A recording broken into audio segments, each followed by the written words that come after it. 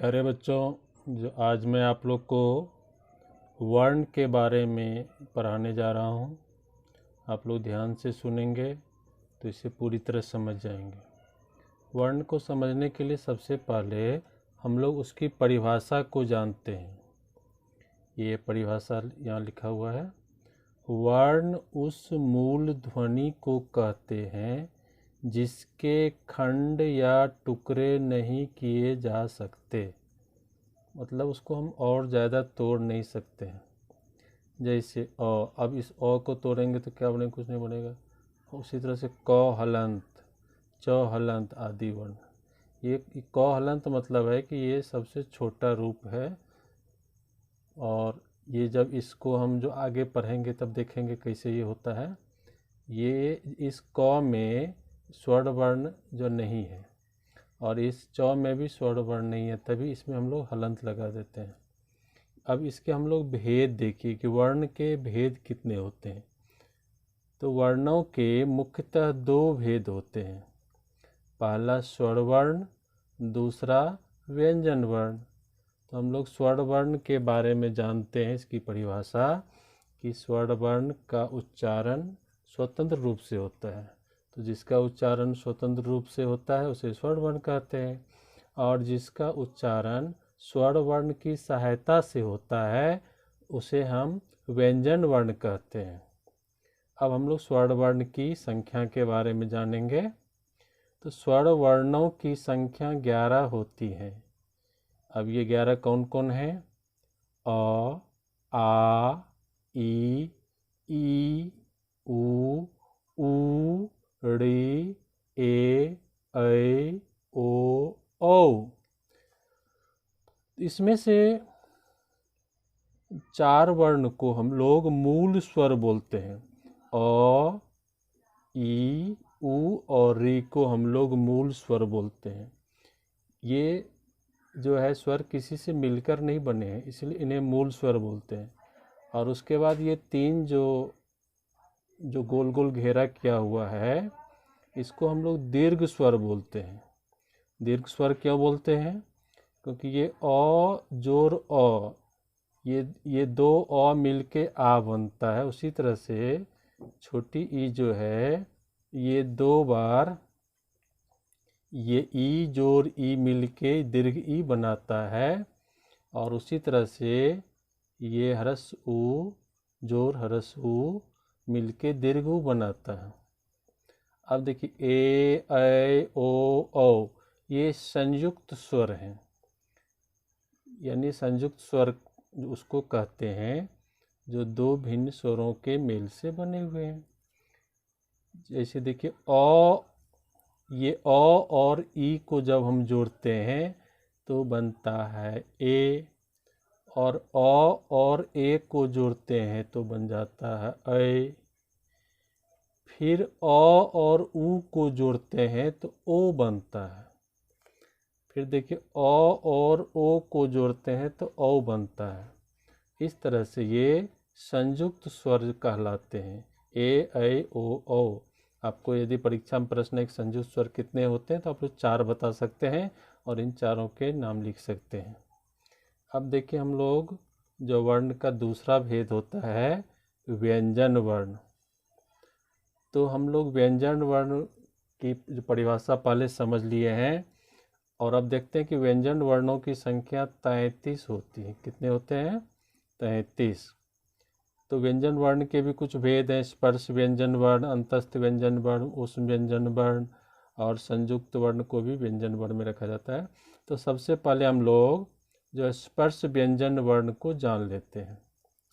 ये है देखिए क वर्ग का 5, क, ख, ग, घ, अंग। ये है च वर्ग का 5, च, छ, ज, झ, या। ये देखिए ट वर्ग का 5 ये वर्ण है। ट, ठ, ड, ढ, ण। इसको कुछ लोग आरा भी बोलते हैं। मैं इसे मूर्धन्य न है तो मूर्धन्य न के रूप में ही इसको न बोलता हूँ। ये देखिए त, थ, द, ध, न, प, फ, ब, भ, म। ये 25, 33 में से ये 25 हो गए। अब इसके बाद देखिए अंतस्थ व्यंजन वर्ण, ये 4 होते हैं, य, र, ल और व, 4 की संख्या है। इसके बाद है ऊष्म व्यंजन वर्ण, तालव्य स, मूर्धन्य स, दंत स और ह। अब देखिए संयुक्त वर्ण भी 4 होते हैं, अक्ष, त्र, ज्ञा और स्र। उसके बाद अयोगवाह, इनकी संख्या 2 है, अंग और अह। अब ऊपर देखिए बच्चों कि ये जो है क हलंत जोड़ अ मिलके जो क बनता है, ये जो क हलंत और अ मिलके क्या बनता है, जो क। और उसी तरह से च हलंत और जो है अ मिलके बनता है च। और उसी तरह से ट हलंत और अ मिलके बनता है ट। और त हलंत और अ मिलके बनता है त। और इसी तरह से सभी वर्ण, जितने भी व्यंजन वर्ण हैं उसमें स्वर की मात्रा होती ही होती है। कोई भी ऐसा वर्ण नहीं है जिसमें स्वर की मात्रा नहीं होती है। तो व्यंजन वर्ण का मतलब ही है स्वर की सहायता से बने हुए वर्ण। ये अब देखिए संयुक्त वर्ण बच्चों कैसे बनते हैं, जैसे अक्ष है तो देखिए क हलंत जोड़ मूर्धन्य स, इस दोनों को मिला करके अक्ष बनाया गया है। उसी प्रकार से त हलंत जोड़ र मिला के त्र बनाया गया है। और ज हलंत जोड़ या मिला के ज्या, इसको हम लोग ज्ञा पढ़ते हैं। आपने बाबा रामदेव को सुना होगा, उन्होंने ज्ञान ही जो है ना बोलने का निश्चय कर लिया है, तो वे ज हलंत और या को ज्यों ही पढ़ते हैं, लेकिन हम लोग ज हलंत और या को ज्ञा पढ़ते हैं। और उसी तरह तालव्य सौ में हलंत है और उसमें र को जोड़ दिया गया तो स्रव। तो उसी तरह से अक्ष, त्र, ज्ञा और स्रव बना हुआ है। आपने अयोगवाह भी देख लिया, अंग अ है। और एक है तल बिंदु वर्ण, ये ड के नीचे में बिंदु और ढ के नीचे में बिंदु, र और अरह। तो इसको हम लोग उच्छिप्त व्यंजन भी कहते हैं। तो इस प्रकार इनकी संख्या 2 होती है। और इस तरह से कुल हिंदी वर्णों की संख्या है 52 वर्ण। इसको अंग्रेजी में 52 बोलते हैं। ये हिंदी के वर्ण है इतने 52।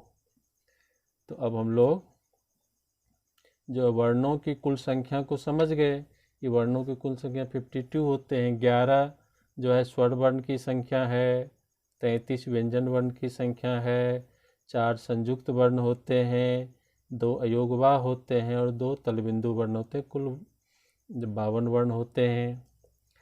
अब आप लोग को जो है ये भी मालूम होना चाहिए कि लिपि क्या होती है। तो वर्णों को लिखने की विधि लिपि कहलाती है। अब वर्ण है और उसको हम लोग कैसे लिखेंगे, तो जिस तरीके से लिखने की परंपरा है वैसी देवनागरी लिपि में जो है व्यवस्था दी हुई है, इसीलिए इसको हम लोग जो है देवनागरी लिपि कहते हैं। हिंदी भाषा ने देवनागरी लिपि को अपनाया है, उसी में अक्षर के संकेत लिखे जाते हैं। ये सब संकेत हैं लेखन कार्य में, हम जो बोलते हैं उसको लिखे कैसे, तो देवनागरी लिपि का सहारा लिया गया है और उसी से हम लोग लिखते हैं। अब देखिए वर्तनी क्या होता है बच्चों। तो शब्दों को शुद्ध शुद्ध लिखने की रीति को वर्तनी कहते हैं। हम जो है भाषा में, हिंदी भाषा में शब्द को शुद्ध शुद्ध कैसे लिखें, तो उसी का कुछ नियम होता है, तो उसी ही वर्तनी कहते हैं। हम उन नियमों को ध्यान में रखेंगे तो हम शुद्ध शुद्ध जो है शब्दों को लिख पाएंगे। इस तरह से हम लोग आज वर्ण और लिपि और वर्तनी के बारे में ज्ञान प्राप्त किया। आपने इस वीडियो को इतने ध्यान से सुना, इसके लिए आपका बहुत बहुत धन्यवाद।